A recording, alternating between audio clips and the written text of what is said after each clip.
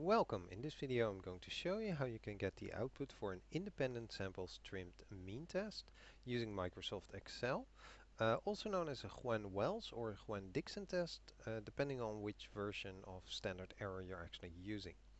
This video will focus on how to get the output, not so much if you should or how to interpret that output.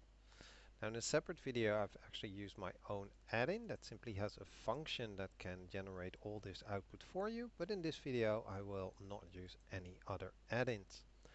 I have my data stored in columns A with the categorical data and column B with the numerical data. So the first thing I want to do is actually split the scores from those two categories. So I have the female and male categories, no other options were chosen.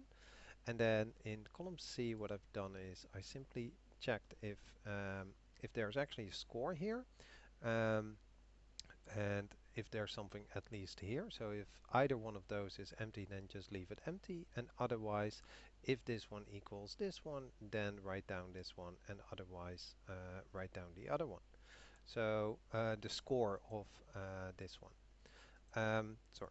And here it's of course we write down the score if this one equals the second category. I can then just copy paste all of these down. You might notice my system is using a semicolon to separate parameters. Your system might be using a comma. Once I have now the scores in their separate columns, then I can determine the sample sizes, which is just a count, and I can quickly get the averages. I like to trim, in this case, 10%, which means I'm going to trim 5% of each side.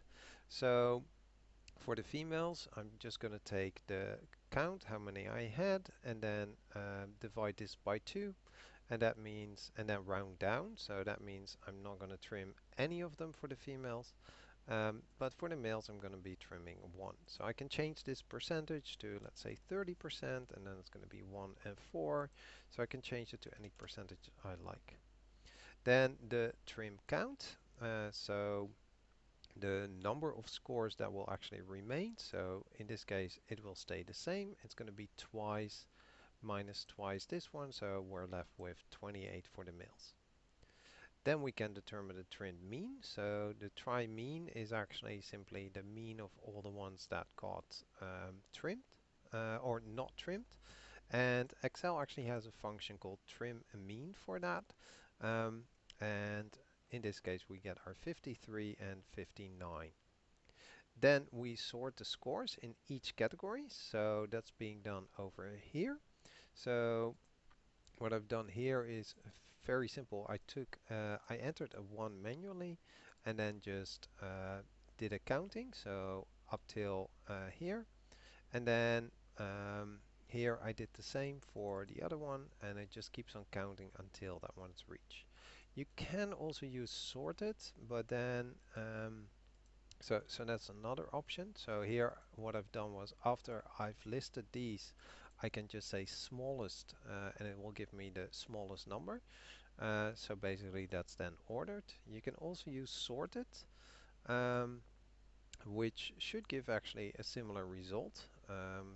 But then you will have missing values on top, so it's a little bit more tedious, I think. Once we've done that, I can actually determine the so-called Windsorized mean.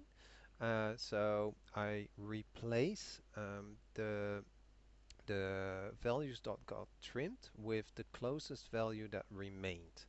So what I'm looking here for is, here, especially in the second group, that's more interesting.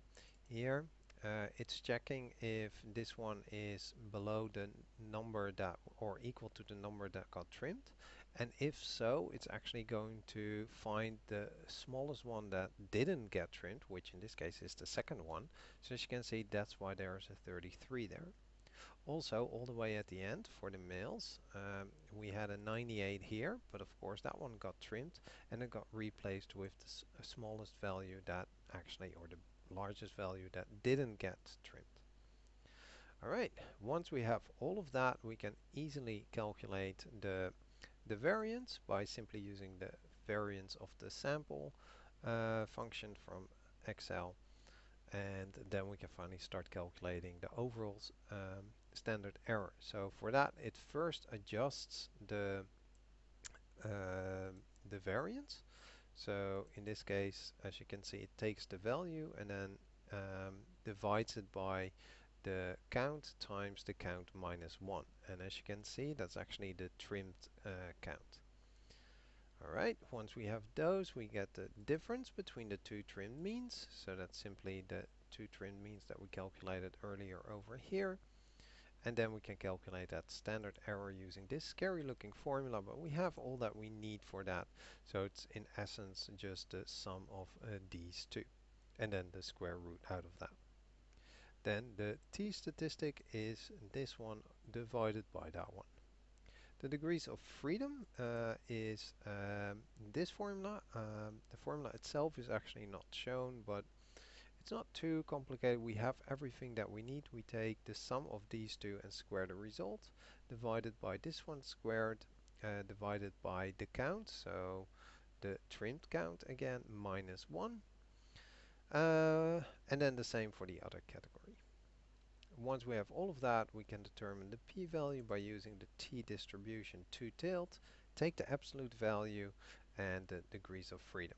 There's one small remark here though, is that Excel always rounds down the degrees of freedom. So you'll see the 0.59, and even if I change this now to 14, it didn't change because it will already round this down to 14. If you want the other version, the Yuen-Dixon variation, then this is actually the formula for the variance, so it adjusts it slightly. We can then calculate the standard error and then use that one instead of the other one for the t-statistic. The degrees of freedom is much simpler. It's the sum of the two minus 2, and then the p-value is again the same.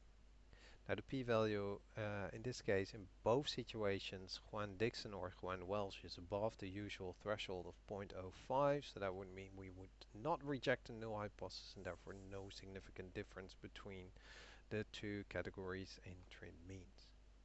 Alright, I hope this video was helpful and thank you for watching.